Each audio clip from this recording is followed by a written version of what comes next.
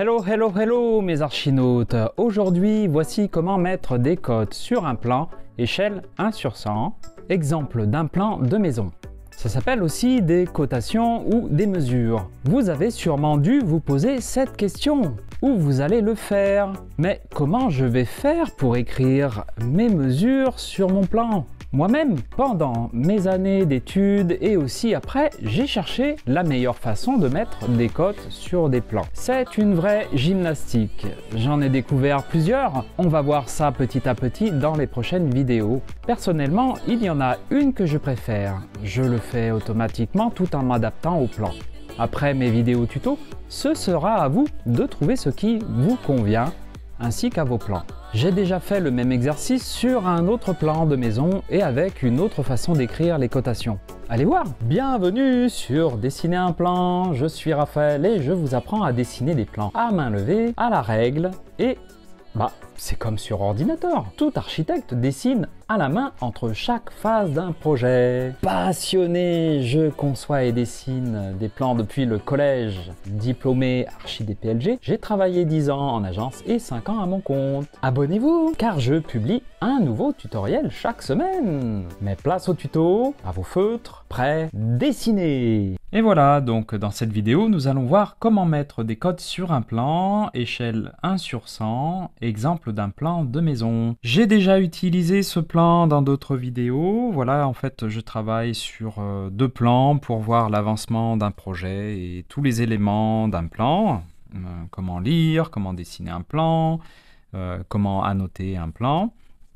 Et donc aujourd'hui, on est sur des cotations comme quelques dernières vidéos. Donc je ne vais pas noter les cotations sur tout le plan parce que sinon la vidéo serait trop longue. Je vais le faire seulement sur cette grande pièce repas salon. Sinon, je vais préparer des formations et je ferai le travail global dans ces formations sur l'ensemble de toutes les pièces pour bien vous montrer. Dites-moi si dans les commentaires si vous souhaitez une formation de ce type. Alors en fait, vous voyez, j'ai déjà installé mon petit bout de calque je l'ai maintenu avec des bouts de scotch. J'ai fait une vidéo d'ailleurs sur l'utilisation de ce scotch, super spécial, super bien. Voilà, alors dans une vidéo précédente, on avait un salon qui devait être de cette dimension-là et on avait des baies vitrées, des portes, mais il était trop petit pour noter les dimensions des portes, des emplacements des portes et fenêtres.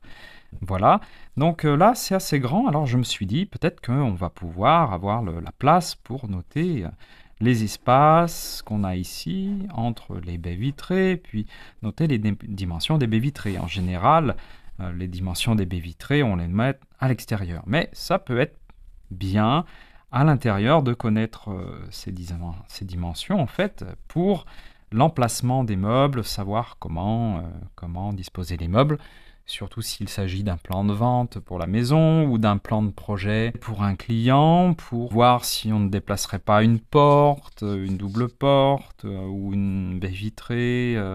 Voilà, donc c'est parti. Donc je dirais qu'ici on pourrait... Là, en fait, dans l'autre vidéo, on avait une pièce rectangulaire. Donc on notait... Par exemple, on notait la longueur et la largeur, et c'était tout en fait. Mais là, on a une forme de double pièce en fait, ou une pièce multiforme, vous voyez, qui a un volume ici, un volume là et un volume là, donc avec beaucoup de redans. Ça peut être intéressant comme pièce, ce n'est pas forcément négatif. Mais voilà, on va pouvoir ainsi avoir une vidéo très intéressante. Précédemment, j'ai utilisé un feutre de noir de 0,35 mm. Ici, je vais utiliser pour voir un feutre de 0,30 mm. Alors, c'est sûr qu'avec le calque, en fait, on n'a pas la noirceur des murs.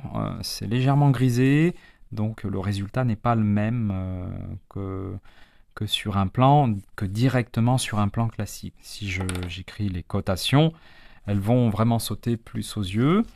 Donc je vais faire très serré. Ici, en fait, je vais mettre les cotations, la ligne de cote à 5 mm.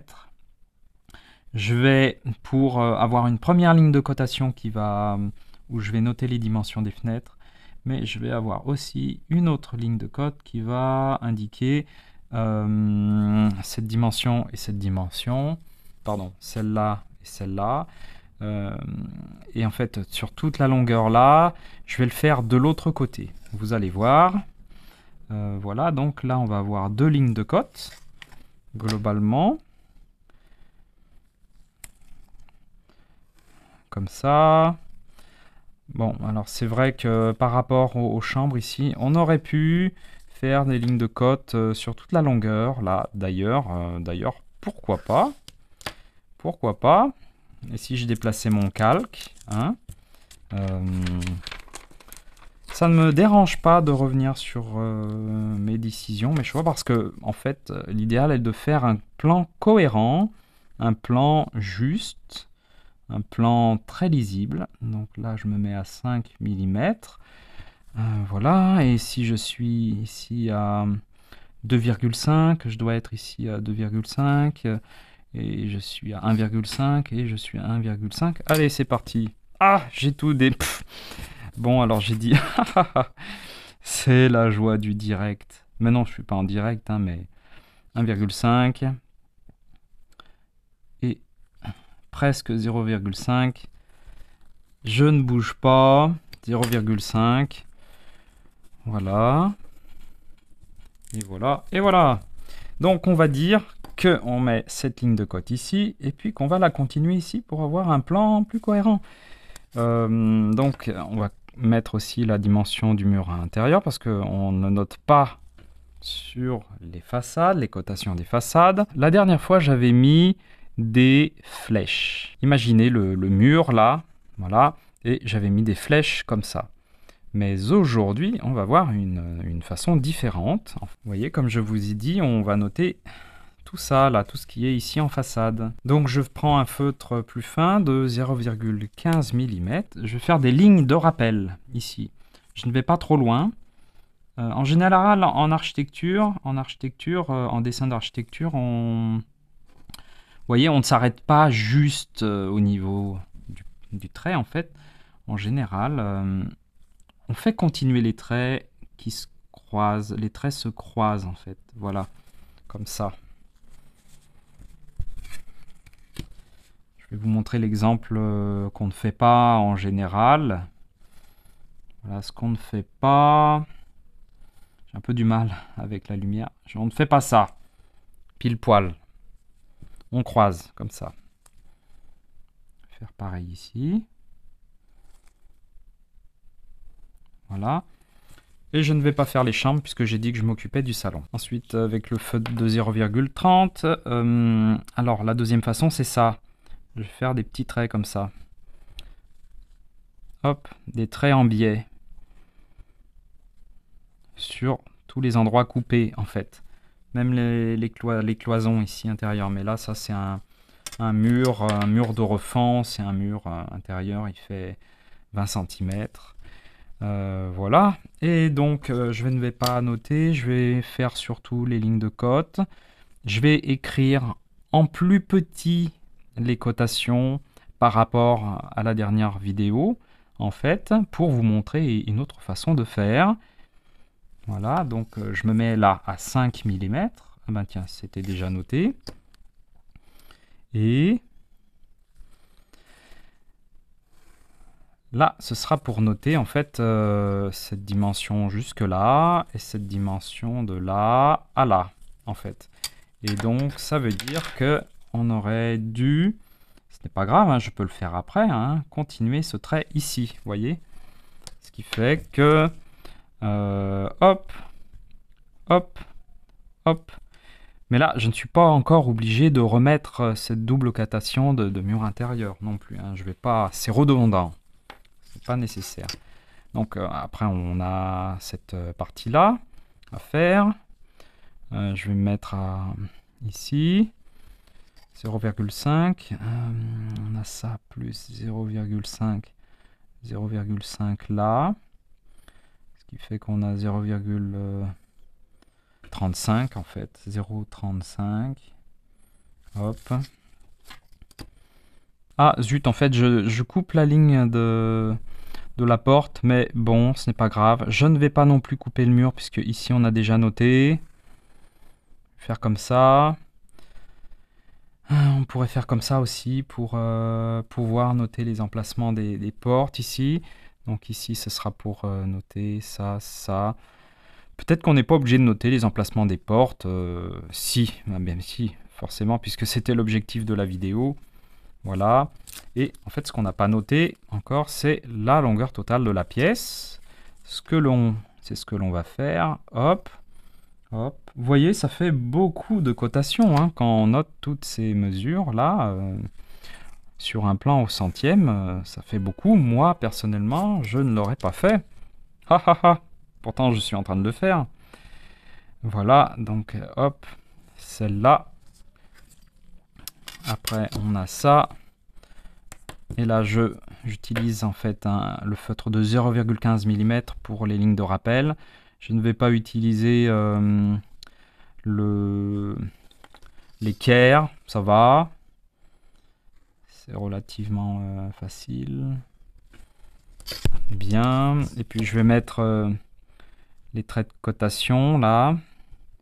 Tac, tac, tac, tac, tac, tac. Ah! On a besoin en fait d'une troisième ligne de cotation ici. Pourquoi? Parce qu'en fait, on a besoin de connaître cette dimension et celle-là. Ce qui fait que je vais prolonger ce trait. Voilà. Et faire ça en plus. Et faire ça en plus. Donc là, on est vraiment encombré. Hein, on est vraiment encombré. Mais on aura toutes les dimensions. Alors comme je l'ai dit dans la vidéo précédente sur un autre plan, où je mets les mesures dans un salon qui est beaucoup plus petit, en fait, on met toutes ces dimensions, vous voyez le détail de ces dimensions, on les met sur un plan au 50e. Alors on va dire que ça prend beaucoup d'espace, d'autant plus que ces deux lignes de côte, je les ai mises dans le prolongement des lignes de côte des chambres. Si je les avais reprochées comme je l'avais fait au début sur les façades, là, en baie vitrée, ça aurait été beaucoup moins encombré. Et voilà, donc là, vous voyez, on a tout. On a sur la première ligne de côte les détails, des emplacements des portes. Et ensuite, on a sur la deuxième ligne de côte, cette dimension, celle-là. Et puis ensuite, la troisième ligne de côte, on a la longueur totale de la pièce. Et il va falloir faire dans ce sens. Et puis ici aussi, puisqu'on a un petit redent. Et puis par rapport à ça aussi, donc là. Voilà, mais là, on va le faire par rapport à là, tout simplement. Alors, est-ce que je me mets à 5 mm de ce mur, là? Je vais voir, par rapport à cette ligne de côte. Je vais dire non, parce qu'on est un peu dans cette ligne de côte. On va se mettre à 1 cm. Alors j'ai oublié de vous dire, en fait, par exemple, ces deux lignes de côte, on ne les aurait pas inversées, parce que sinon on aurait eu des coupes. Cette ligne de côte générale aurait été coupée par ces traits de rappel. Donc c'est pour ça qu'on commence toujours par les côtes détaillées, et qu'ensuite on va des côtes les plus détaillées au moins détaillées, au plus général. Voilà, donc là je suis à 1 cm, là 1 cm. Je trace dans ce sens-là. Là, c'est dommage, je suis exactement au nu de cette façade. Alors, peut-être que par rapport à l'épaisseur du mur, je pourrais me mettre par là, en fait. Hein. Pas trop près d'ici. Du coup, voilà, autant en profiter. Tac. Qu'est-ce que j'ai là comme feutre? 0,30. C'est bon. Hop, hop. Hop, hop, voilà, et enfin, ce serait plutôt ça. Tac, tac, tac, tac. Là, c'est simple. Et là, on n'a qu'une seule ligne de côte, puisqu'on n'a pas de redent. Je vais me mettre ici. Je vais me mettre à 5 mm. Et là, on est à 3,7. Je me mets à 3,7 ici. Alors pour vous dire qu'à l'ordinateur c'est pareil, mais l'avantage c'est que le logiciel 3,8, 3,8. Oui, j'avais mal mesuré. Le logiciel, en fait, fait tout ça automatiquement.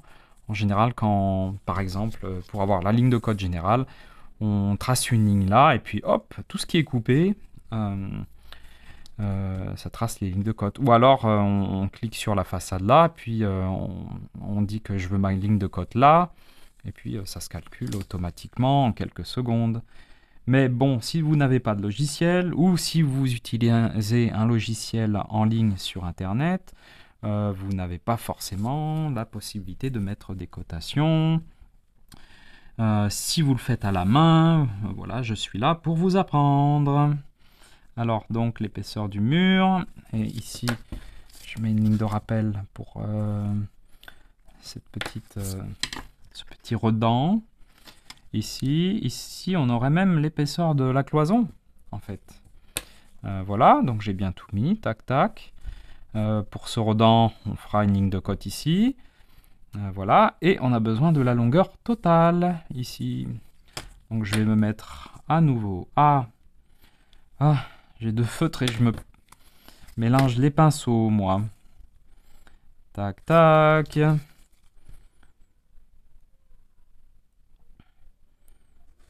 Voilà. Hop, hop. On mesurera tout ça tout à l'heure. Hein. On mettra les mesures. Tac. Alors, ici, on va mettre une ligne de côte là et une ligne de côte là. Pareil. Est-ce que c'est pareil? Est-ce qu'on est en face? 4,4. 4,4, bah, c'est exactement ici et ici, là c'est en face. Comme par hasard. Hop. Hop. J'espère que je ne vous ai pas perdu. Vous êtes toujours là? Est-ce que vous saviez tout ça? Est-ce que ça vous intéresse? J'ai bien le bon feutre. Est-ce que vous voulez en savoir plus? Dites-moi tout dans les commentaires. Là, on a déjà noté l'épaisseur du mur. Je ne vais pas la renoter ici. Donc ici, on veut connaître, par exemple, cette dimension-là. Mais on veut connaître aussi ça. Voilà. Ici. Ah, quel millimélo! Quel millimélo! Voilà, donc vous voyez qu'en fait, je pense qu'il n'est pas conseillé de noter toutes les dimensions absolument sur un plan au centième. Hein. Parce que vraiment, qu'est-ce qui m'a pris de vous faire une vidéo comme ça? En fait, je fais des vidéos sur les erreurs à ne pas faire aussi peut-être des fois. Mais là, je m'en rends compte. On s'en rend compte encore plus quand on fait un tutoriel. J'aime pas mal faire des autocritiques aussi de ce que je fais. Alors, est-ce que j'utilise un feutre de 0,3 mm ou 0,15 pour noter les dimensions? Je vais utiliser 0,15. Je vais noter la dimension générale ici, par exemple. 12 mètres, ça alors. Et je vais me mettre au centre, à condition de ne pas couper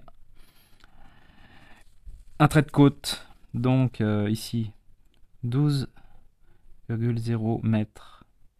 C'est pas mal, mais je ne sais pas si vous arrivez à voir avec la vidéo. C'est en général pour ça que j'utilise des feutres plus gros. Ça paraît peut-être un peu plus grossier, mais au moins sur la vidéo, vous voyez 4,4 mètres. Alors c'est sûr, si c'est un plan au centième, 1 centimètre égale 1 mètre, c'est facile. Hein. 4,4, je vais le mettre au centre. Le centre, c'est là. 4,4 mètres. Ici, 7 mètres 60. Je vais me mettre au centre. Alors vous voyez, le centre est coupé là par les côtes. Alors donc l'idéal, le centre est ici. Je vais mettre de ce côté-là. Je ne coupe pas les lignes de côte. On a dit 7,60. 7,60. Ça va aller. Tac, 2,10 m. 2,10. La porte. Ah, une minuscule, 0,7. On pourrait mettre la hauteur de la porte aussi, fois 2,05. Mais bon, ça peut être noté dans le descriptif. on l'aurait noté sur un plan en 50e pour avoir plus de détails. Donc là, 1,60 m, 1,6, ici 70. Mais là, bon, vous voyez, hein, on est obligé de couper la ligne de cote. 1,30. 1,30. 5,60 m, je me mets au centre, on est là, ça va. 5,60 mètres. Je ne fais pas que des vidéos pour vous montrer ce qu'il faut faire, je vous fais aussi des vidéos pour vous montrer ce qu'il ne faut pas faire. 0,5. On ne voit pas ce que j'ai écrit. Ici, 0,4 ou 0,35. 0,35. Voilà, la longueur de la baie vitrée, 2,40 m. Oups, pardon, 2,40 m. Je peux noter la hauteur aussi, mais bon, je l'aurais mis, j'aurais décalé un peu, fois 2,15. 1,5. Là, je suppose que c'est 2,40. En effet. Ici, c'est 80. Ici, c'est 1 mètre. Ah oui, j'ai oublié. C'est comme ça. Alors là, je suis obligé de couper un 1,00. Tiens. J'ai oublié ça aussi.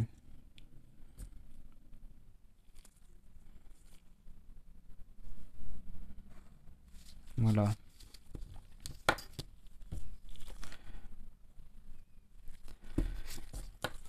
Donc, toujours de 40. Et là, sûrement 1 mètre. Non, 90. Et donc là, c'était ces deux dimensions. C'est de 60. Ici, là, 4,40. Alors, les codes verticales maintenant. 4,70. Plus ça va, plus c'est encombré, hein, et moins ça me plaît. Pas vous? 4,7, évidemment, 4,7, pareil. Donc, on n'aurait pas été obligé de le noter, de noter cette cote. On aurait pu noter juste celle-là. Fais voir. 0,8. Voilà. Dans ce sens, 1 mètre. 1,00.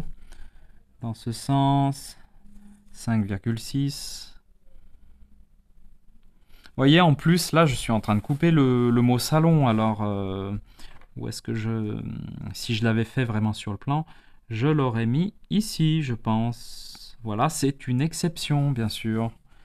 On ne fait pas toujours. Et j'ai oublié de faire une ligne de cote sur toute cette longueur-là. C'est ce que je vais faire.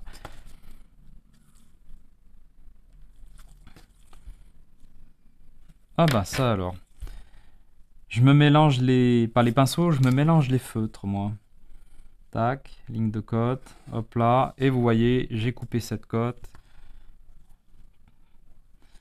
Tac, donc la longueur, 6,60 m. Bon alors, quelquefois à l'ordinateur aussi, hein, on a des problèmes de, de cotes qui se coupent les unes les autres, les dimensions et des fois on est obligé de les déplacer. Et ben voilà, c'était pas si compliqué. Donc je fais un récapitulatif. Globalement, je dirais que sur un plan au centième, il ne faut pas tout noter. Voilà. Donc l'idéal, ce serait d'avoir les codes générales et après de pouvoir mesurer comme ça de temps en temps pour savoir ce que l'on a comme dimension. Ce que l'on peut faire quand même, si on veut noter toutes ces cotations, c'est mieux de le faire à un plan plus grand, au 50e. Voilà. Ensuite, il vaut mieux utiliser un feutre plus fin, comme je l'ai fait ici, que comme dans une vidéo précédente, parce qu'en fait, Les cotations sont un peu moins visibles par rapport au reste. Alors, je dois dire aussi que si j'avais fait ça sur ce plan directement, on n'aurait pas eu cette impression parce que vous voyez, les murs sont grisés là et les cotations on a l'impression qu'elles nous sautent aux yeux. L'effet aurait été différent si j'avais fait les cotations directement sur le plan avec les murs bien noirs. Voilà, donc je pense qu'au centième, je n'aurais pas noté toutes les dimensions intermédiaires. Mais bon, c'est quand même instructif parce que ça vous montre comment le faire tout de même.